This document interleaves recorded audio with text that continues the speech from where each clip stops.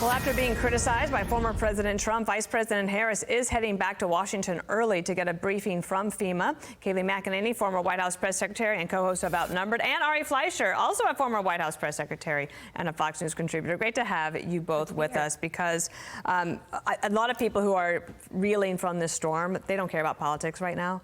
They need answers. They need competence. But they are in battleground states. So how do you see this playing out? Trump's going to be in Georgia. She's coming back. And the president is going to speak at 10:30. Yeah, it's absolutely devastating when you see 100,000 in Asheville who might not have drinking water for weeks, according to a public release from the city. It's jarring. A lot of my friends and neighbors in Florida were sending me images from the weekend. They're shocking, people who have lost their livelihoods. President Trump's very good in these situations. He's very good at engaging with people. He's very good when it comes to disaster relief. I remember August 27th, 2020, going to FEMA with him for Hurricane Laura. That was a Category 4 storm that hit Louisiana. This was hours before the Republican National Convention, the final night when Trump was going to give his speech. But he wanted to send a message.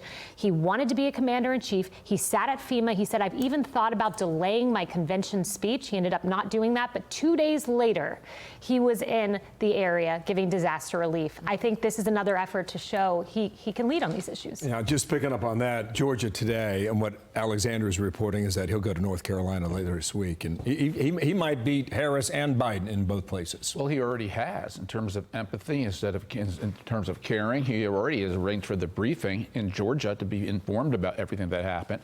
And Kamala Harris has waited 4 days after landfall for her to announce that she's returning. George Bush waited 2 days after Katrina's landfall to announce he was returning to Washington, and he was hammered in the press for how long he took. She's taken twice as long.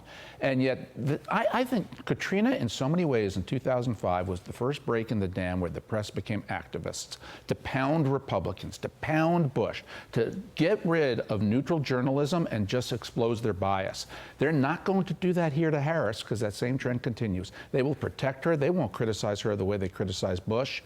That's the facts about what's happening here, even though she took twice as long. And in fact, years later, after that in 2010, Oprah Winfrey apologized to George W. Bush for her criticism at that time. But setting that aside, there's also the fact that Harris was in Nevada. And I thought this quote from a Wall Street Journal piece this weekend was really interesting because of the nature of it being such a battleground.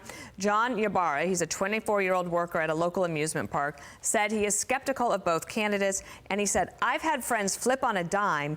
They could change their votes tomorrow based on the gas price. Yeah. And so when you have a small group of undecided voters who could go either way, that's why they keep going back to, especially Nevada, there's only 4 votes there. 3 or 4?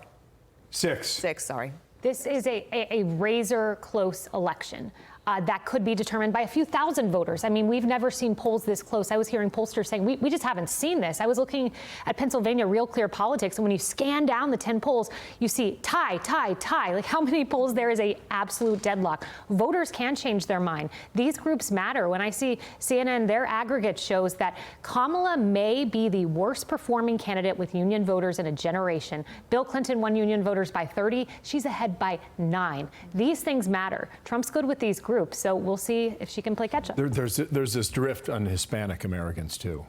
In addition to that, go ahead, Ari. What do you think? Yeah, not only Hispanic Americans, but African Americans and Jewish Americans. This is going to be some of the key swing groups. Hispanics and blacks swung toward Trump from 2016 to 2020. He did better in 20 than he did in 16, even though he lost.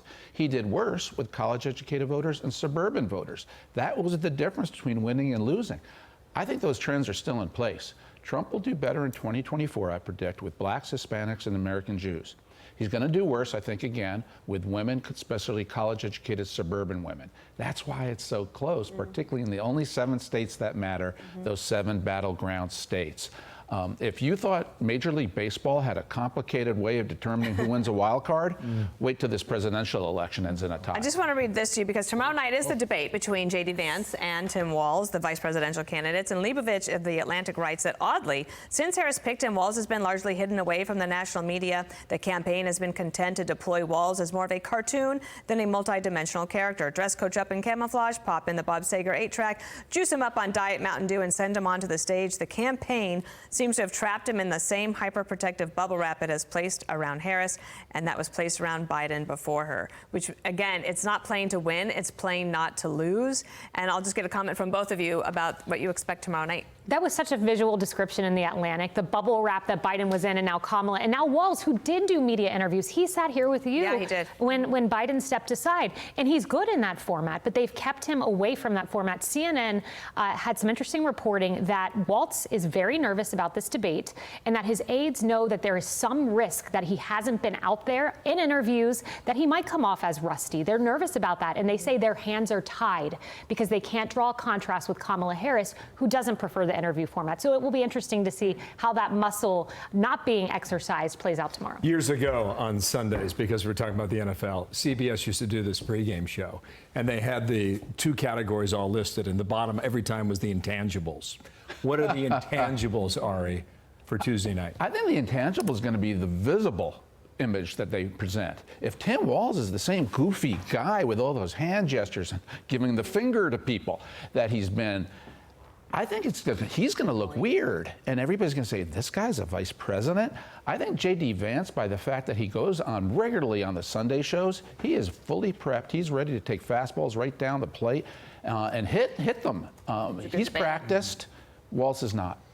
Great to have you both. Wow, to what be a here. treat. Okay, good. I Stick guess around. I got to be a press secretary. Because I don't fit in here. Next time. We love you, Ari. Bill. Thank you, Kayleigh. I'm Steve Ducey. I'm Brian Kilmeade. And I'm Ainsley Earhart. And click here to subscribe to the Fox News YouTube page to catch our hottest interviews and most compelling analysis.